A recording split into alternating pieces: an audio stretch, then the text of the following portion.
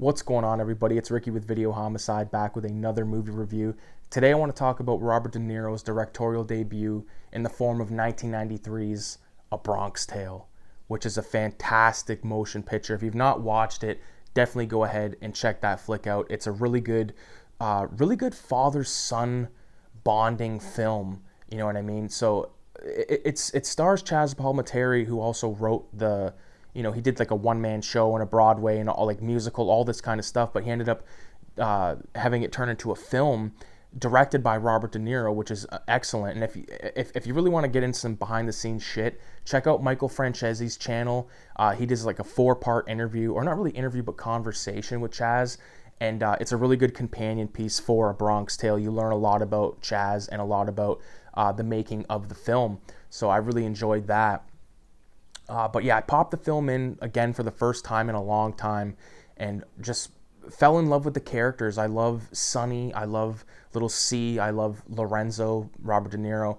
Robert De Niro plays, the blue-collar working-class father. He drives a bus, wants his son to stay away from the crime. He himself rejects the criminology shit. Like, he's offered like $150 a week to run numbers for him. He doesn't even need to get off the bus, the guy says, and he's like, fuck no. He's a man of morals, basically. And Sonny, Chaz, he's like this very sort of like dignified, like he's a mob dude, but he's not like a total piece of shit, even though in the first like 25 minutes he murders someone right in front of this little kid C. And the cops end up going up to C's apartment and bringing him down with Robert De Niro and saying, who did it? Like point him out, and then he doesn't. Like he keeps his mouth shut. And Sonny develops this like respect for this little kid, and the little kid's been like going back and forth to the bar and his home. He knows he's not supposed to, but he sort of becomes chummy with Sonny and them, the gangsters, after he doesn't rat them out. And they pay him for like little stupid shit, like bringing them drinks and throwing craps for them and stuff. There's a really good fucking scene where they're in the basement of this bar shooting craps, and there's this guy. He's like got like a disgusting face, like. It's not even like that bad of a face, but the kid's throwing the dice for Chaz, and Chaz goes, "Wait, I don't want that guy in here. I don't want that kid looking at that face while he's throwing the dice." And they make this guy go in the bathroom. They make like a bunch of people go in the bathroom, which is like an inside joke thing Chaz talks about in that interview I was talking about with Michael Francese. And there's a lot of just like little fun moments like that all peppered throughout the movie. I like the stuff with like C's buddies, like maybe not when they're kids, but more when they're like, a little bit older. And for somehow they like got this social club, which they never show the inside of, I don't think. But they hang out there, and apparently the rent's paid by the cigarette machine and the gumball machine or whatever it was. I really liked all that, like, because they kind of replicated exactly what they knew, which was like Sonny's like little bar. So they opened their own little social club.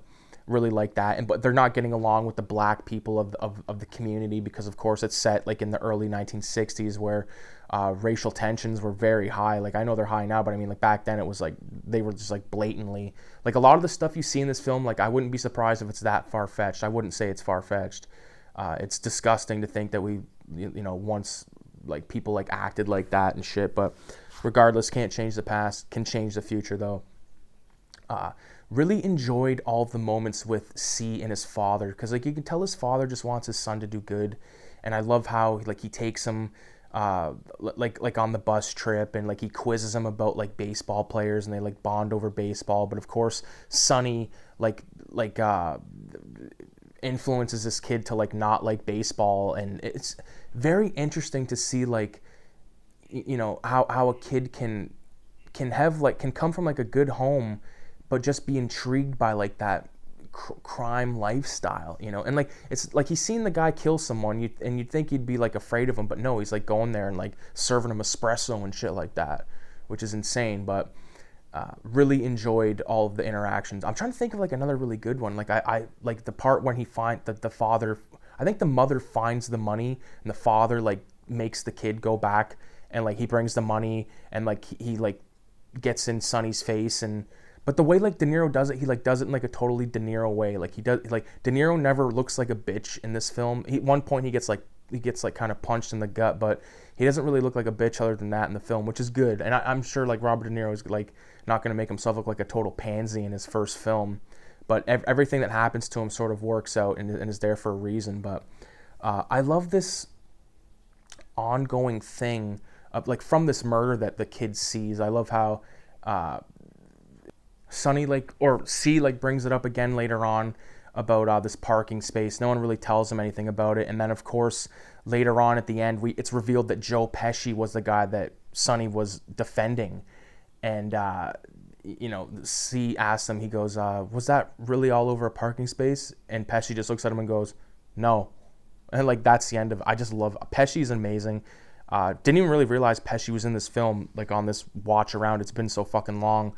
Really enjoyed it though, man. I cannot recommend A Bronx Tale enough. I'm just trying to think of some of my other really favorite moments. Like, I loved the interactions with C's friends, with like they beat the shit out of all these fucking kids, and C starts to like this black girl. And if you want to see that girl fucking naked, all you gotta do is watch Belly, by the way. I think her name's Terrell Hicks, but she plays like this like little innocent chick, but she lives on the other side of town, of course. And C goes over there and he gets like told to get the fuck out of there, and vice versa. And at the end it results in, like, if you've ever seen Boys in the Hood, when Ricky gets shot and Doughboy and his buddies drive around and they got Trey in the car and Trey like gets out of the car, well, that same situation happens, only it's Sonny making him get out of the car. And then those kids all end up going over to the black community, throwing Molotov cocktails, and then one of them gets thrown back in the car. They all die.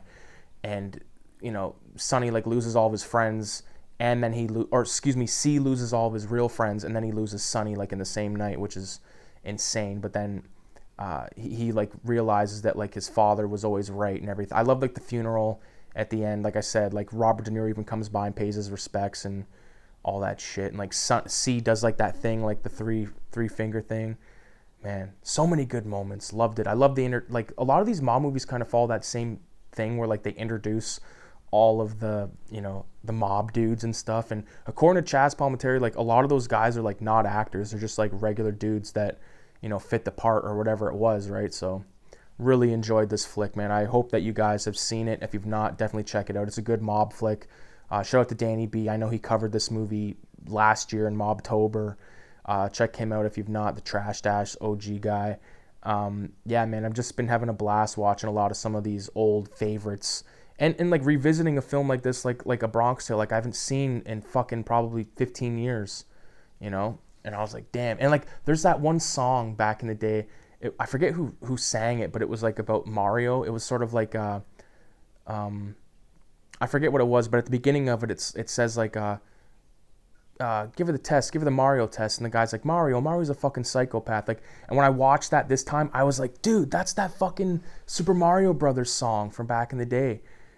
Hilarious stuff, man. But anyways, I definitely appreciate everybody for stopping by, watching the videos. Make sure you leave a 666 in the comments. With that being said, adios, and never waste talent. Something like that. Peace.